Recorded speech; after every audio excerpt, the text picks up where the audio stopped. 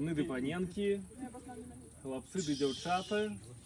Два тыдні таму з падмастер'ем Антоном мы зварили пиво.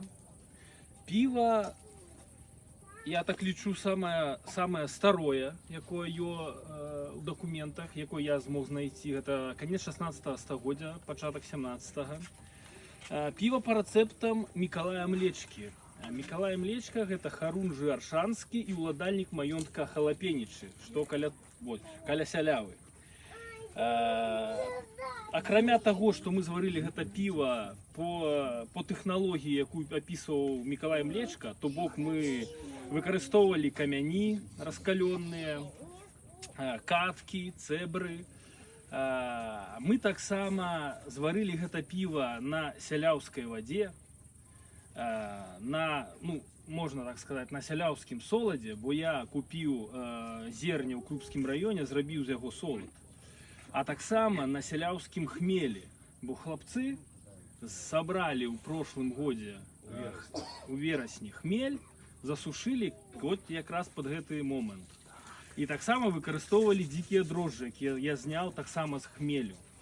То бок вот это вот пиво самое, что есть сапраўднае, вот тутэйшае пиво.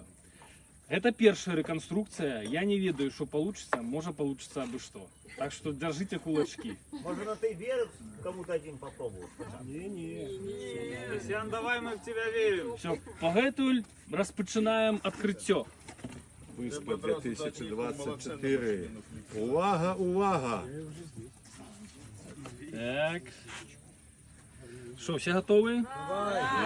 Я не готовы. Давай, Стас. Настройся, дыхай.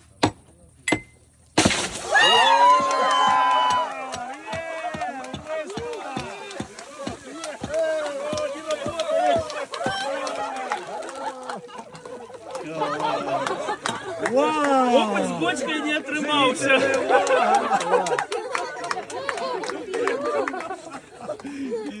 Ну что, я уже пьяный. Вельми много эмоций. Нормально. А потермайте, кто мне вот эту вот. Так.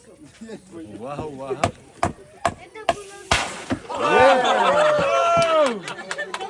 Все, нема пива, хлопцы. Пива нема. Подставляй кубки, Подставляй, кто черпайте.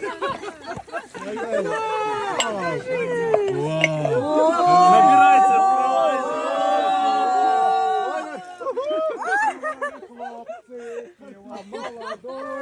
Закройте потом. Вокруг пускайте. Кто следующий? Давай.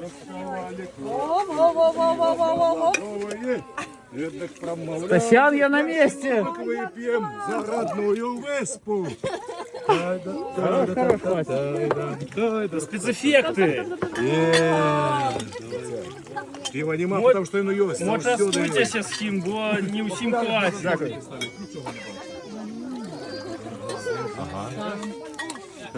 Приходь. Давай колончику налей. Вот меня. Можно мне от жадности таблетку сразу? Та-та-та-дам. Та-та-та-да. Октоберфест. А у нас есть. Октоберфест. Дуже смачно.